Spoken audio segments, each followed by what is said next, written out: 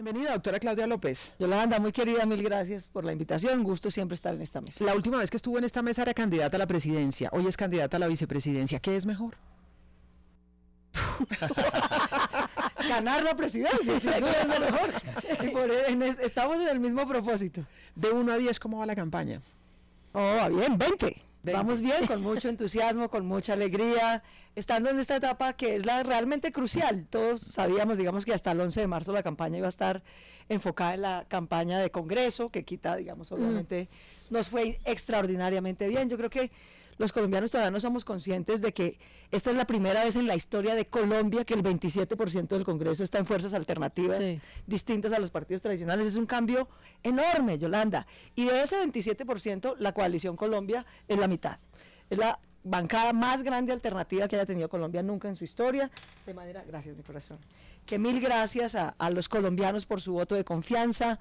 Aquí le contabilicé por ahí unos 6 o 7 confidenciales a la revista Semana diciendo que el polo y el verde no íbamos a pasar el umbral. Ese era el pronóstico de las encuestas y de los analistas, y lo que ocurrió es que no solamente pasamos el umbral, sino que duplicamos, más que duplicamos la votación, duplicamos la bancada, el polo también creció, y yo creo que partidos como el Mira, que estén allí, decentes de la lista de Gustavo Petro, es una gran noticia, que va a haber un Congreso mucho más sólido, de gente que no se deja enmermelar, que hace debate de control político riguroso y que si le toca ser gobierno, también creo yo lo hará de una manera rigurosa. Doctora Claudia López, no se logró una alianza finalmente con Humberto de la Calle, hubo café, el café parece que fue a destiempo, hubo problemas jurídicos, en fin, el mismo Partido Liberal como que no se decidió. El doctor César Gaviria, en una entrevista en el periódico El Tiempo, dice este fin de semana que la culpa de que no haya coalición es de Sergio Fajardo. ¿Eso es así? Sí, muy campante el doctor Gaviria, que está haciendo acuerdos con el doctor Duque o con Vargas Lleras, viendo aquí cómo se venden al mejor postor. Esa es la política tradicional. Y pusieron al doctor de la Calle en una cosa que a mí me parece infame, pues que es decirle, bueno, usted se me queda ahí de mamarracho pues hasta el 27 de mayo mientras yo hago mis negocios con Duque y con Vargas. A mí me parece infame, francamente. Yo tengo por Humberto, como lo he expresado siempre, el mismo afecto y la misma admiración, y sé y me consta que él tenía, digamos, toda la disposición, pero eso es prácticamente un secuestro extorsivo, lo que le está haciendo el Partido Liberal a de la Calle. O sea, si se mueve de aquí, no le pagamos las cuentas de la campaña y lo dejamos endeudado hasta el final del alma, pues es una cosa lamentable, pero pues esa es la política tradicional, desafortunadamente, y como puse yo ayer en Twitter. Mire, prepárense para ver lo que parecía imposible, pero así es la política tradicional colombiana. En la campaña de Duque van a terminar 3 expresidentes, Gaviria, Pastrana y Uribe, de manera que el titiritero no es 1 sino 3. Eso me parece pues lamentable, pero yo creo que de derrotar ese tipo de politiquería tradicional que solo vive en cálculos y en negociados es realmente de lo que se trata esta campaña, y creo que Sergio Fajardo de verdad es el único colombiano capaz de lograr el desafío democrático que tenemos en esta elección, es decir, derrotar al candidato de Santos en primera vuelta, que es Germán Vargas Lleras, y al candidato de Gaviria, Uribe y Pastrana, que es Duque, en la segunda. Yo creo que ese es el enorme desafío. Francamente creo que con todo lo popular que es, todas las encuestas ratifican que Gustavo Petro no es capaz de hacer eso, pero sobre todo los resultados del 11 de marzo. Gustavo se propuso, como se propone cualquier candidato, decir yo voy a demostrar el 11 de marzo, y se hizo contar que yo sí soy el que derrota a Uribe. Y resulta que Uribe lo derrotó 2-1. De manera que si los colombianos queremos derrotar a Santos en primera y a Uribe, Pastrana y Gaviria en segunda, tenemos que encontrar una alternativa viable, y me parece que la única alternativa viable que queda hoy sobre la mesa se llama Sergio Fajardo. Claudia, en el primer debate, el doctor Sergio Fajardo, cuando le preguntaron cuál sería la reforma política, hizo un llamado. Él dice, la reforma política empieza por los votantes. Así es. Y usted un poco lo está señalando, pero Así se necesita es. más que eso. Si hay que reformar la política, ¿dónde pondría usted el acento en temas, digamos, de procedimientos, de mecanismos, y no solamente ese llamado que es válido, pero que finalmente es un albur? No, es el más importante. De acuerdo, pero nuestra reforma política tiene 3 pasos, lo digo con toda claridad en la campaña de Sergio Fajardo. El primero son los votantes. Es que este no es un problema de leyes, sino de prácticas. Lo que hay que derrotar con voto libre es la práctica de comprar votos, de corrupción, de las maquinarias. Y cuando aquí ponen la palabra maquinaria, es que Germán Vargas tiene las maquinarias. ¿Eso qué quiere decir? Quiere decir que tiene un poco de políticos que roban para llegar y roban para gobernar. Y por eso es que tenemos a uno de los países más desiguales del mundo, con unos niveles de pobreza absurdos, a mujeres violentadas porque no hay seguridad y justicia, a jóvenes sin oportunidades y educación porque no hay suficiente empleo y atracción de inversión en semejante mar de corrupción. De manera que ese no es un tema menor.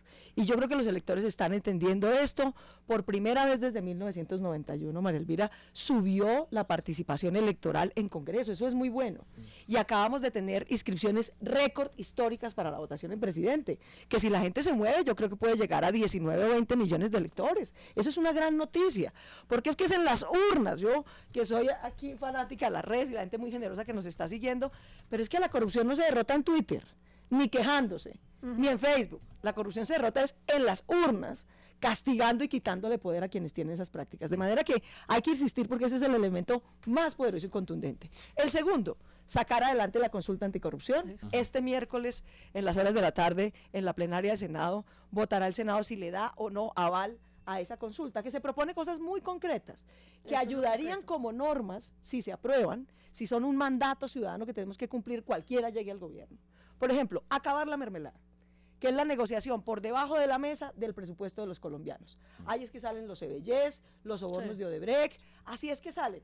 ¿Qué propone la consulta anticorrupción? Hombre, saque eso a un debate público, en audiencias en las regiones, que los congresistas participen, por supuesto que sí, pero sobre la mesa, sin CBY y sin sobornos. Claro.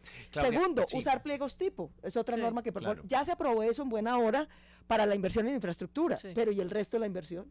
Tercero, que haya licitaciones competitivas. Cuarto, que todos los políticos tengamos que rendir cuentas de nuestro patrimonio, de cuánto nos ganamos, de cómo votamos, de qué proponemos. Quinto, que no nos aternillemos en el poder. Máximo 3 periodos en las corporaciones públicas, reducir a la mitad el salario de los congresistas, que es una norma, digamos, que no necesariamente tiene que ver directamente con corrupción, pero que se ayudaría a reducir inequidad en un país en el que los congresistas deben ganar lo mismo que los ministros, porque se ganan casi el doble, simplemente porque se dan gabelas. Esa es la segunda. Y la tercera, es claro que sería deseable hacer una reforma política, y yo lamento mucho que las dos que se trataban de tramitar en este periodo en el que yo estuve en el Congreso se hundieran. Y 3 cosas concretas de esa reforma política. Eliminar el voto preferente.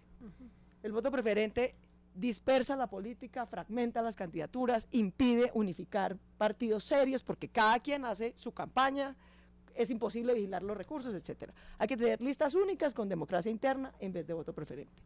Segundo, hay que subir la financiación pública y anticipada y vigilada de campañas, que vaya directamente al partido, se financie la campaña completa del partido, con una rendición de cuentas muy exigente y con acceso además a medios de comunicación pública como parte de esa financiación.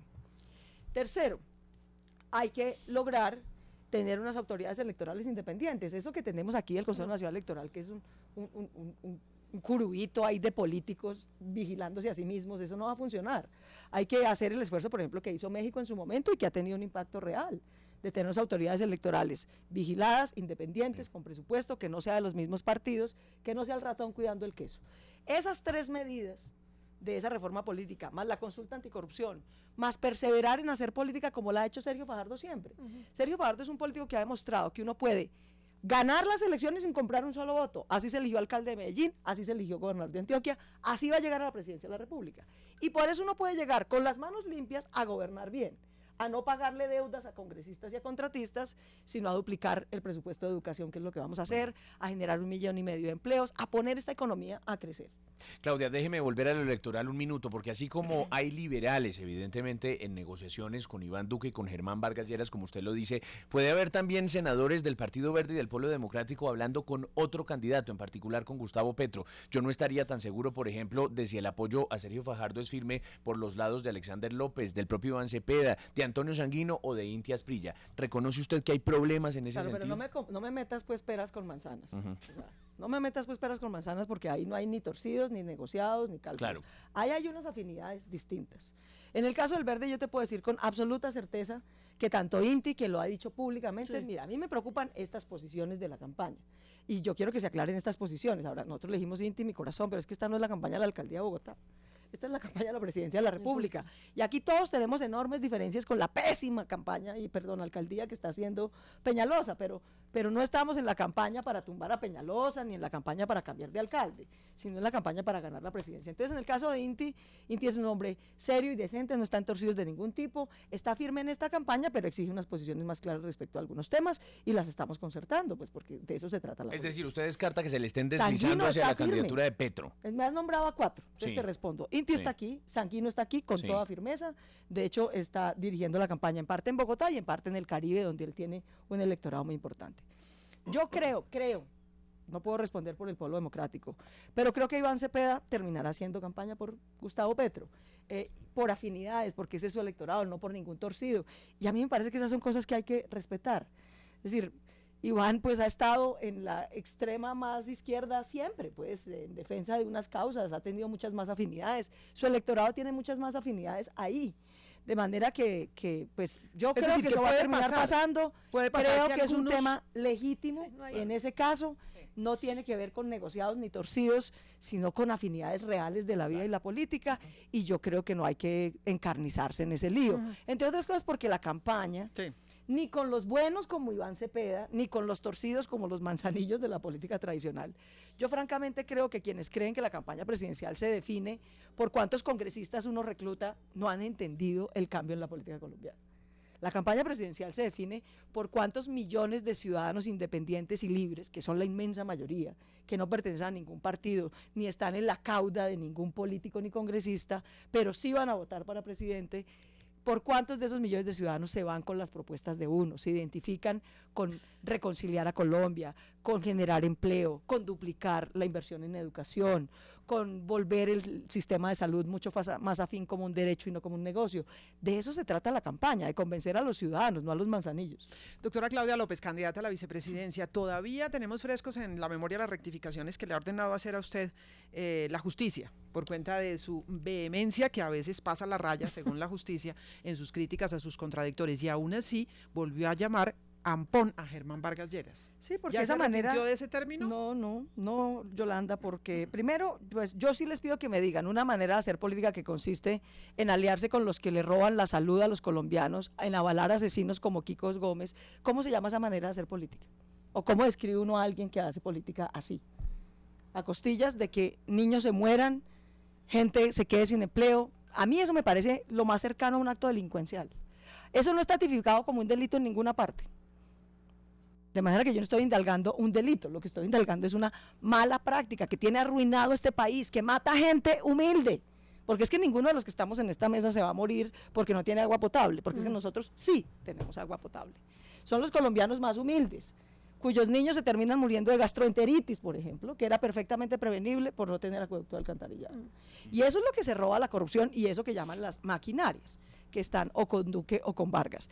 De manera que lo que ha habido, Yolanda, es un intento de censura que está proscrita en Colombia, por fortuna, tanto para los medios como para el debate político. Más aún, en las democracias es el debate político el que está especialmente protegido. Y uno tiene que tener cuero para aguantarse el debate. A mí me dicen todos los días loca, gritona, guerrillera, o sea, no le puedo describir. Y yo no salgo a demandar a nadie porque entiendo que ese es desafortunadamente, aunque sea irritante, la naturaleza del debate político y que prima eso, esa libertad de expresión y control político sobre los afectos o las inquietudes que uno pueda tener como persona. De manera tal que el debate sí es ese. Y yo no voy nunca a dejar de llamar las cosas por su nombre. A mí me da mucha pena. Yo no sé qué opinen los oyentes de RCN. ¿Cómo describe uno una manera de hacer política que consiste en robarle plata a los colombianos, matar lento pero seguro a los más humildes que se terminan muriendo porque no tienen bienes públicos de calidad y después posar de estadista en los debates diciendo que uno va a luchar contra la corrupción? Yo a ese nivel de cinismo no le juego. Bueno, doctora Claudia López, queremos tocar algunos de los temas que han surgido programáticos en las distintas campañas y que se han puesto sobre la mesa en el escenario de debate. Ojalá podamos hablar puntualmente de cada uno porque son varios los que están sobre la mesa. Jorge Espinosa tiene el primero. Sí, es que como sabe la doctora Claudia López, una de las propuestas del candidato Duque, por ejemplo, es tener una sola corte. Sí. Y sobre eso han debatido algunos académicos. Este fin de semana Rodrigo Primi en El Espectador, una muy buena columna sobre aquello. Y nos preguntamos acá en la mesa qué cambios le harían ustedes a la justicia. Si pueden hacer un cambio, porque en 4 años apenas de golpe se puede hacer uno, ¿cuál sería ese cambio? Espinosa, acabas de decir una cosa muy importante que es bueno que los oyentes tengan en cuenta. Es que aquí yo creo que se nos olvidó cómo era tener gobiernos de 4 años. Sí, eso es verdad. Yo espero que los colombianos recuerden, yo oigo la cantidad de ráfaga de propuestas inviables en 4 años que hacen candidatos como Gustavo Petro y digo, este señor o piensa hacer de Colombia una dictadura y durar 20 años en el gobierno, o no ha entendido, no se ha enterado de que el periodo presidencial es de 4 años. Entonces, en estos 4 años nuestra prioridad, ¿cuál es? Y te corrijo, la propuesta de Iván Duque no es tener una sola corte, es tener una sola corte del bolsillo de Uribe. Esa es la propuesta concreta, porque lo que nos están diciendo es que van a cerrar todas las cortes y ¿quién las va a nombrar? Pues el presidente de turno, con algún mecanismo que se va a inventar. Entonces realmente lo que Duque nos está anunciando es que el que de verdad va a gobernar, que se llama Álvaro Uribe, piensa cerrar todas las cortes de Colombia para culminar la venganza que no pudo culminar hasta el 2010 y nombrar a dedo una de bolsillo. Esa es la real propuesta. Nosotros obviamente no compartimos eso. Pero mire, en estos 4 años nosotros vamos a hacer 2 cosas en materia de justicia, 2 cosas muy puntuales. La primera y la más importante, la prioridad de la campaña de Sergio Fajardo, es que los 15 millones de colombianos que no acceden a justicia, ni buena, ni mala, ni regular, accedan. Y eso quiere decir que nos vamos a poner una meta como gobierno y le vamos a poner la plata y el esfuerzo político que se necesite. Cada 50.000 habitantes en Colombia tiene que haber un equipo de comisaría de familia, de personerías que funcionen, de CTI, de medicina legal y de jueces. Porque hoy pasa que 15 millones de colombianos no tienen nada de esto. Segundo, la violencia contra las mujeres y los niños en el gobierno de Sergio Fajardo no será conciliable. Hombre que agreda a una mujer, quien violente a un niño, no es que va a una comisaría de familia a decir, ay, qué pena, me exalté. No, no es conciliable, se sanciona, pero para eso hay que tener quien lo sancione. Claro. ¿Sí? Y tercero, vamos a comprometernos en 5 temas muy concretos a reducirlo, tanto en delincuencia rural como en delincuencia urbana, 5 indicadores a los que hay que pegarles duro. Seguir reduciendo homicidios, pero sobre todo, reducir robo. Robo, aquí a la gente la roban, el celular, el carro, la casa, impunemente. Hay que reducir el robo, la extorsión, el microtráfico, ¿sí? La violencia contra las mujeres y la violencia contra los niños. Esos 5 indicadores son los primordiales. Y esa es nuestra prioridad, que la gente acceda a justicia, que el Ministerio de Justicia, por ejemplo, se encargue de coordinar y financiar las comisarías de familia, que son un cabo suelto. Por eso la violencia contra el feminicidio en este país. Cada 4 días matan a una mujer. Cada 12 minutos una pareja o expareja agrede a una mujer. El 98% de esa violencia queda impune. La mayoría de la gente hoy en Colombia no la están matando por el conflicto armado, a Dios gracias. La están matando es en su casa. Peor. Es en su casa donde es el sitio más agresivo y violento, de manera que esto implica cultura ciudadana muy firme, pero también acceso a la justicia muy eficaz. Cada 50.000 habitantes en Colombia vamos a tener este equipo de justicia, toca tenerlo, y esa es una inversión enorme, y que el Ministerio de Justicia la dirija, en vez de andar administrando solamente el IMPEC y las cárceles. Y vamos a intentar, de común acuerdo con los actores políticos y de la justicia, una nueva reforma a la justicia, pero le digo con toda claridad, nuestra prioridad no es cambiar las altas cortes, que son 4, son 100 personas. Nuestra prioridad es que los colombianos accedan a seguridad y justicia, accedan, porque hoy no tienen. Y eso implica la justicia abajo, la justicia rural, la justicia urbana, no el embeleco de las reformas en las 4, en las altas cortes. Claudia, una de las banderas de la Coalición Colombia es la lucha contra la corrupción, y en este momento están en interrogantes todos los dineros de la paz. Dígame 2 medidas concretas para garantizar transparencia y eficiencia en el manejo de esos recursos. Mire, ahí arrancaron bien y yo no sé por qué terminaron mal. La primera cosa de transparencia en la inversión de los recursos de la paz o en cualquier otro es nombrar meritocráticamente por concurso público a las personas que hacen esos trámites y esas inversiones. Aquí lo hicieron una señora a quien yo no conozco, pero que entiendo que tiene unas altísimas calidades, en un concurso público muy riguroso, se ganó el cargo. Y después la votaron porque no les gustó. Así no se puede gobernar de manera transparente. Y ahora terminamos en que pusieron a dedo a Gloria no sé qué, que era la amiga del señor que estaba a cargo, y la señora ahora dice que terminó contratando al novio, pero que cuando lo contrató no era el novio. O sea, por favor, si tuviéramos concursos de mérito rigurosos para ingresar, pliegos tipo y estandarizados para contratar. Y sistemas de seguimiento. Y sistemas de seguimiento, entonces, tanto públicos como de participación de la ciudadanía, reduciríamos enormemente la corrupción que hay en la contratación estatal, y por eso esas 2 medidas la de la contratación con pliegos tipo, en licitaciones realmente competitivas, no en licitaciones de uno. Vamos a ver si aprendemos en Colombia que licitación competitiva quiere decir que hay por lo menos 3 competidores distintos que compiten por tener un contrato, y no como pasa hoy, que el 70% de las licitaciones son de uno. Sí. Con pliegos sastre, o sea, dirigidos, van a hacer una vía y dicen, bueno, estos son los materiales, este es el ancho, este es el largo, y por allá en los pliegos, ¿no? Meten una cosita que dice, bueno, y el contratista de la vía tendrá que tener un ojo verde y un ojo azul. ¿Eso qué tiene que ver con la vía? Sí. Nada. Pero así es que se hacen los pliegos sastre, por no ser tipo, pueden manipular este tipo de cosas. De manera que esas son las 3 cosas concretas. Pero esas 3 cosas concretas, María Elvira, no, ¿ustedes creen que no las hemos hecho? ¿Por qué? Porque nos falta un descubrimiento científico, porque no hemos producido una ley. No, voluntad. Por voluntad política, porque quien llega al poder llega empeñado con esos políticos y esos contratistas. ¿Con las normas que hay se puede? ¿O claro hay que cambiar normas? ¿Con las normas que hay se puede garantizar esa transparencia? No. No, ¿por qué? Porque no hay pliegos tipos sino para contrataciones de infraestructura. Es decir, esto tiene que pasar. Hay que ampliar el uso. ¿Esto tiene que pasar por el Congreso? Tiene que pasar por las urnas, eso es lo que nosotros estamos proponiendo. Claro, nosotros tratamos de pasar esto por el Congreso, 8 veces lo propusimos. Eliminar la mermelada, usar pliegos tipo, rendir cuentas, etcétera, y no pasó. Por eso nos fuimos a la calle, porque uno tiene en la vida 2 opciones, Yolanda, eso me enseñó a mí por lo menos mi mamá. Uno es, cada vez que hay una adversidad, llorar y lamentarse. Otra es hacer lo que depende de uno y hacerlo bien. Entonces, como no se pudo por el Congreso, salimos a las calles, usamos un mecanismo que está previsto en la Constitución, que es el de consulta popular, recogimos 4,5 millones de firmas, nos validaron más de 3 millones de firmas, hoy la consulta anticorrupción es la iniciativa popular o el candidato con mayor respaldo en la historia de Colombia, nunca ha tenido nada semejante nivel de respaldo. Y el miércoles lo único que le vamos a pedir al Senado es que, ya que no pudo, el Senado aprobó muchas de estas normas, pero se hundieron en Cámara, y por eso es que yo tengo ilusión de que en el Senado nos den el aval para ir a las urnas. Entonces, que sean los ciudadanos en las urnas los que de alguna manera reemplacen al Congreso y voten para darle un mandato político a cualquiera que sea que gane las elecciones. Iván Duque, o Vargas, o Fajardo, o Piedad Cordo, al que sea. Un mandato político, decirle, mire, es que no es si quieren, señores. Es que tienen que gobernar con estas 7 cosas para combatir ese flagelo de la corrupción.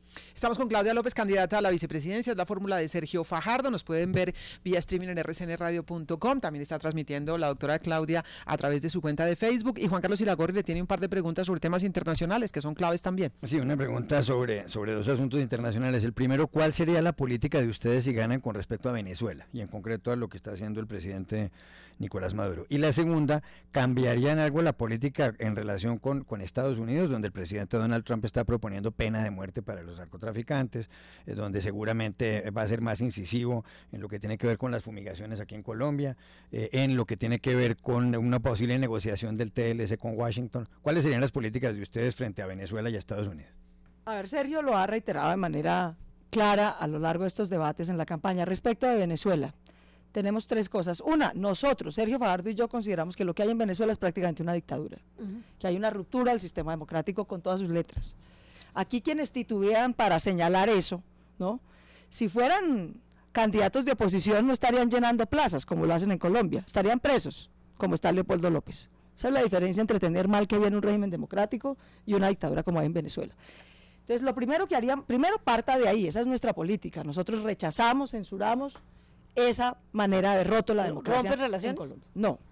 Segundo, lo que hay que hacer es actuar con toda la comunidad internacional, los organismos internacionales, para presionar que los venezolanos tengan una salida a Venezuela. Es que la democracia no la va a restablecer por la fuerza a un país, a una democracia, sino sus propios ciudadanos, que son los que están pidiendo garantías para poder votar libremente, para poder tener elecciones libres y con garantías. De manera que hay que acompañar a todos los venezolanos sin distingo en su reclamo de que haya un calendario concreto y unas reglas concretas para restablecer la democracia en Venezuela. Eso es con los demás países, con todos los organismos internacionales, pero con mucha firmeza en rechazar lo uno y tratar de restablecer las condiciones democráticas.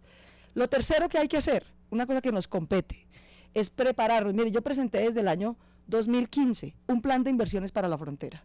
Lo presenté en Cúcuta, en la cumbre de gobernadores que se hacía en esa época, porque ya estaba empezando a crecer la migración. Aquí tenemos ya casi 500,000 de venezolanos en una situación muy difícil en Colombia.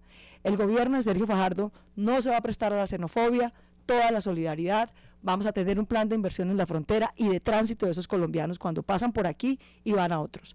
Pero vamos a tener un plan de inversión que les facilite la vida, que los atienda humanitariamente, que no los rechace, que no va a tener un discurso xenofóbico, pero que también invierta en los colombianos, porque es que las tensiones se generan porque la gente dice, pero bueno, yo soy colombiano, estoy fregado aquí, tampoco tengo empleo, tampoco tengo educación, y ahora me van a desplazar a mí por atender a alguien que viene en una situación difícil de Venezuela.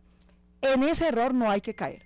Eso cuesta una plata, eso cuesta acción diplomática, eso cuesta unas inversiones puntuales, sobre todo en el tema de registro, en el tema de educación, en el tema de entrenamiento laboral y oportunidades de empleo, pero hay que hacerlo y esa es nuestra política respecto de Venezuela.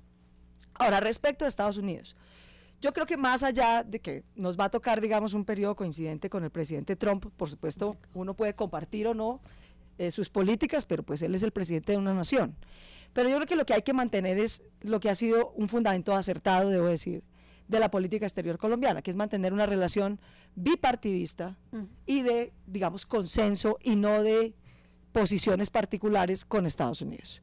Fíjate que, por ejemplo, el presidente Trump ha pedido 2 veces, le ha pedido al Congreso que reduzca la ayuda a Colombia, y el Congreso se ha negado, y ha votado tanto republicanos como demócratas diciendo, no, presidente Trump, no compartimos esa posición suya. Colombia tiene un proceso de paz en curso, nosotros apoyamos ese proceso de paz y tenemos unos compromisos. Ahora, tenemos unas preocupaciones, pero vamos a mantener el compromiso y de hecho se ha incrementado la ayuda, digamos, que le da a Colombia.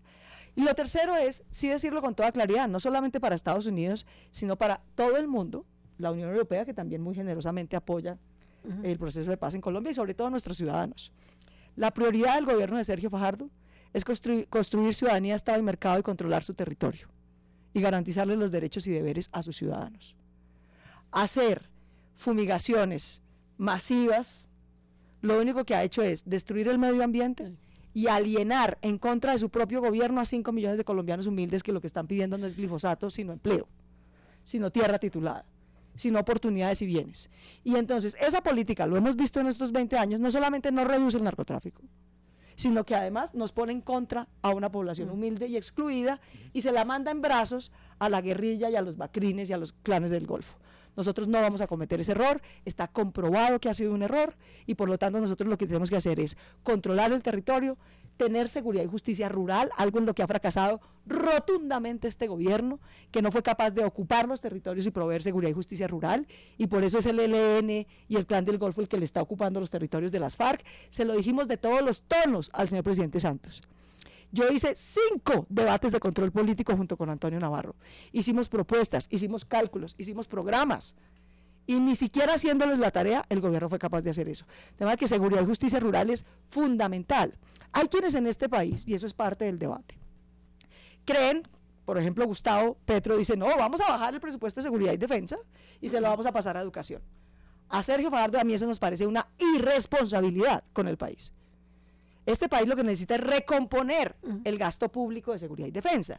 Ya no necesitamos grandes batallones contra guerrilla, pero sí necesitamos comandos conjuntos de fuerza pública y policía ocupando el territorio rural, protegiendo la vida de los líderes civiles, de los líderes sociales. ¿Cómo es posible que aquí ya nos han matado casi 200 líderes sociales? En La Paz, ¿qué tal? Doctora Claudia. Esto es en La Paz. Entonces, eso es clave.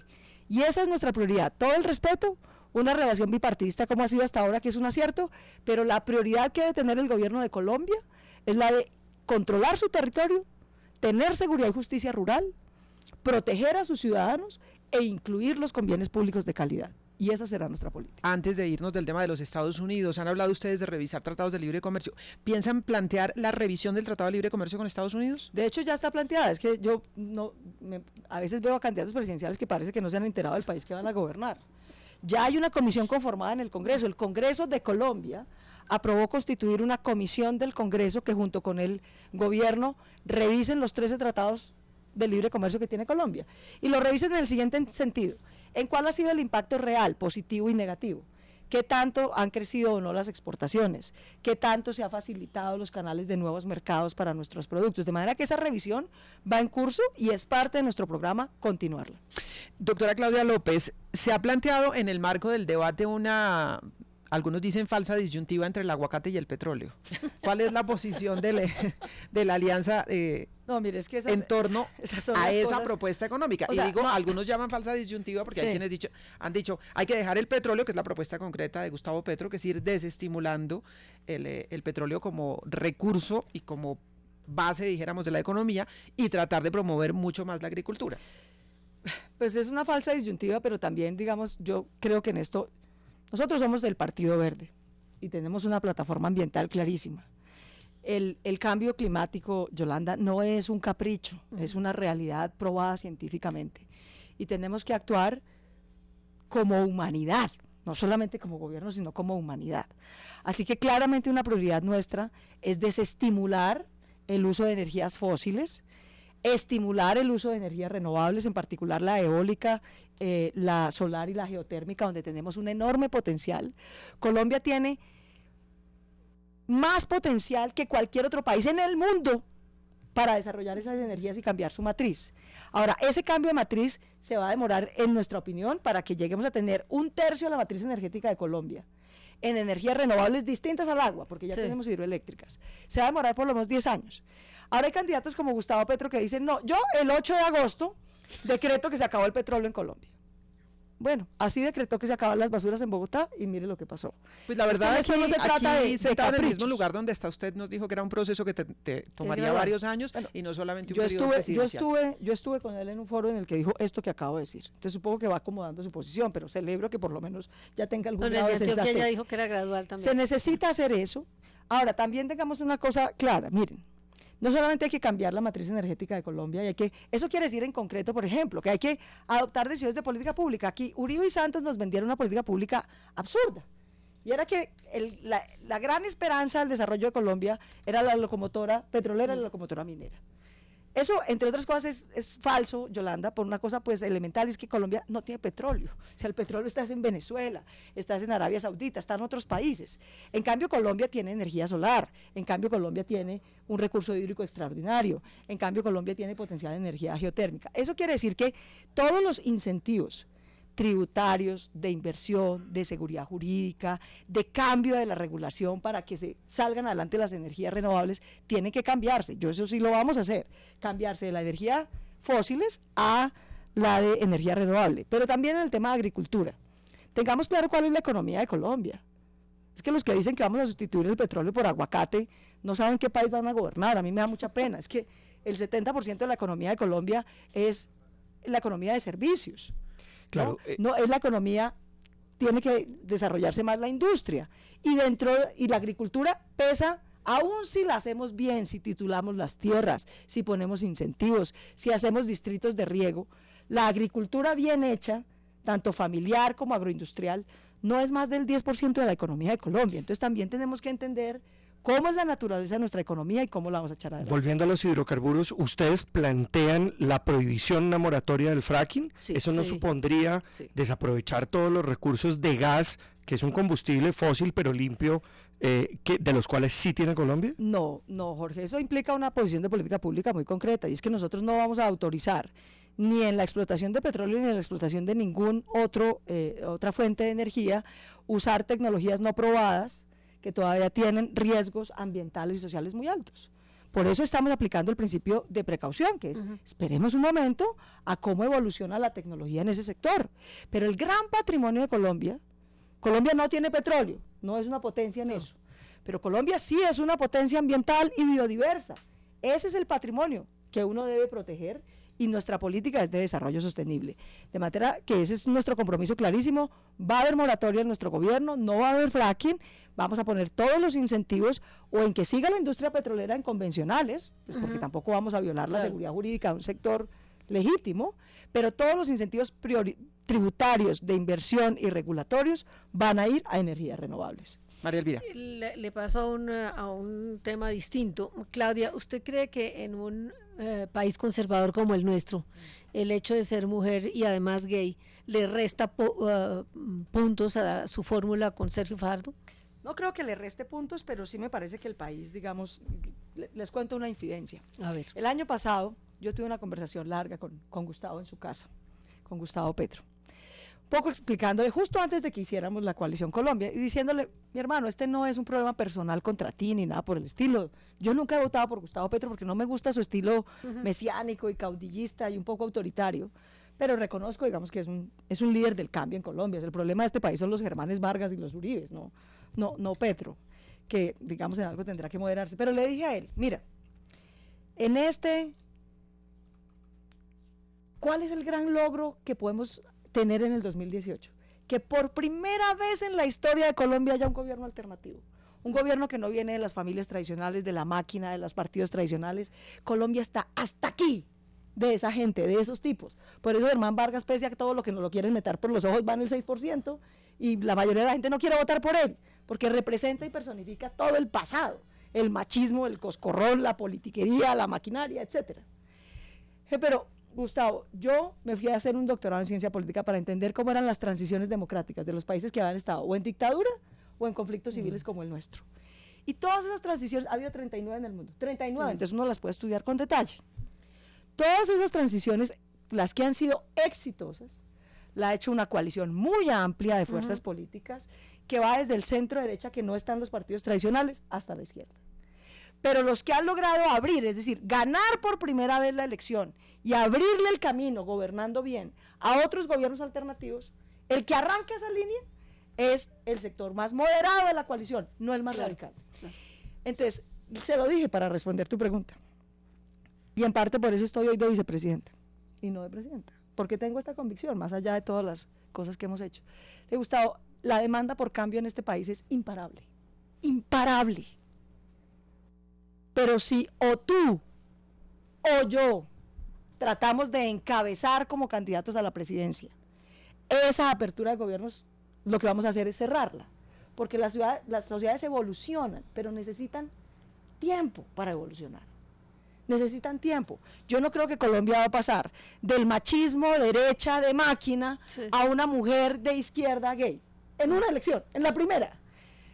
Tenemos que ser parte de esa fuerza de cambio, sin duda, tenemos que ser parte, pero quien la tiene que encabezar es alguien que no aliene, no asuste, que tenga experiencia, porque aquí no se trata de convencernos entre nosotros, todos los de izquierda, pues, o de centro izquierda, ya estamos convencidos, pero somos 3 millones de votantes. Necesitamos convencer a los ciudadanos independientes o incluso de centro derecha que no son uribistas, que lo que les preocupa es la seguridad, el orden, el empleo.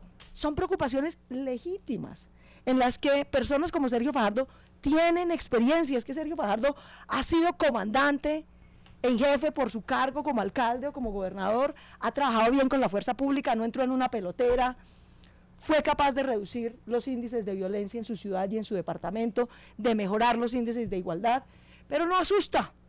Y a mí me parece que el 11 de marzo eso fue lo que quedó demostrado. El uribismo, mientras pueda usar a Gustavo Petro y el miedo que él infunde, justo o injusto, ¿no?, lo duplica. No solamente lo derrota, sino que lo duplica. De manera que yo sí creo a los colombianos que queremos este cambio, que tenemos la posibilidad de concretarlo. Tenemos la posibilidad de concretarlo si logramos que quien represente el mundo alternativo y de cambio decente, transparente, de inclusión, de igualdad, de justicia, no asuste a la mayoría de los electores. Y ese alguien, en mi opinión, se llama Sergio Fajardo. Y yo por eso construí esta coalición y ayudé a construirla. Y por eso en últimas, cuando tuvimos que hacer la pregunta concreta, bueno, ¿a quién ponemos de cabeza en esta coalición? Estábamos 3 candidatos presidenciales, Jorge Enrique, Claudia o Sergio. ¿Quién tiene más probabilidades de sacar esta coalición adelante sin asustar, con experiencia? Sergio, a mí me parece que la respuesta era obvia. Y lo único que me duele es que se nos haya quedado Humberto de la Calle por fuera, porque yo creo que él también representaba esa misma posibilidad. Pero pues su Manzanilla y Gaviria, etcétera, no lo dejó. Una última inquietud, ojalá para que me la responda en una frase, ya que volvimos al tema político. Posibilidades de alianza con Gustavo Petro de cara a segunda vuelta, pase Petro o pase Fajardo. Pues hombre, es que a mí me parece que ahí sí los electores no es un tema de alianza. Realmente la gente cree que las alianzas es sumar y hacer botellas. Pues eso, yo que construí una coalición, es decir, una alianza multipartidista, llevo 2 años tratando de hacerla. Yo creo que eso no se hace en 3 semanas, francamente, Yolanda. Simplemente los ciudadanos, para eso se hacen las segundas vueltas. Sí, justamente. Los ciudadanos van a tener que escoger entre 2 opciones, no pueden escoger entre ninguna otra. Y yo lo he dicho con absoluta claridad. Yo por el señor Duque, que es el títere de Gaviria, Uribe y Pastrana, no voy a votar ni muerta, porque considero que es el pasado, que es la revancha, que es el odio, que es seguir gobernando con mermelada. Y el señor Vargas, menos. Es lo mismo, solo que en otra candidatura. De manera que yo aspiro a que nosotros logremos pasar y ganar en la segunda vuelta, e invito a eso a los colombianos, a todos los que queremos. Tengamos claro que si la opción alternativa la encabeza alguien radical, como ya pasó el 11 de marzo, lo derrotan por el doble y perdemos una gran opción. Tenemos que construir todos. Yo sí invito a la gente que votó por Petro a que vote por nosotros. ¿Por qué? Porque todos queremos derrotar a los mismos, sacar a este país adelante y tener un gobierno que funcione. Porque si no, no hay 20 años de gobiernos alternativos. Si uno gana una vez el gobierno, pero resulta un desastre de gobernante, como ocurrió en Bogotá, le devuelve el gobierno a los peores, como ocurrió en Bogotá. De manera que no se trata solamente de ganar, yo quiero insistir, se trata de ganar, de gobernar bien, de producir resultados de buen gobierno, de inclusión, de transparencia, para que haya una senda de gobiernos alternativos en los que muchos otros, Gustavo o yo o muchos otros, tendremos oportunidad hacia el futuro de llegar.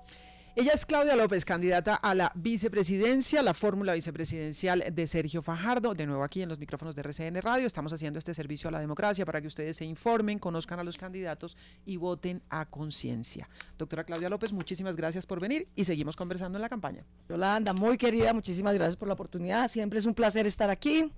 Nuestras propuestas concretas, todas en materia de empleo, de cómo vamos a duplicar la inversión en educación, de cómo vamos a atender a los jóvenes que no tienen ni estudio ni trabajo, que son nuestra gran prioridad a través de Jóvenes con Futuro, de cómo vamos a fortalecer el sistema de salud para que sea un derecho y no un negocio, estar en sergiofajardo.co. Yo invito a la gente a que se inscriba, las comparta. Estamos armando la red de voluntarios más grande en la historia política de Colombia.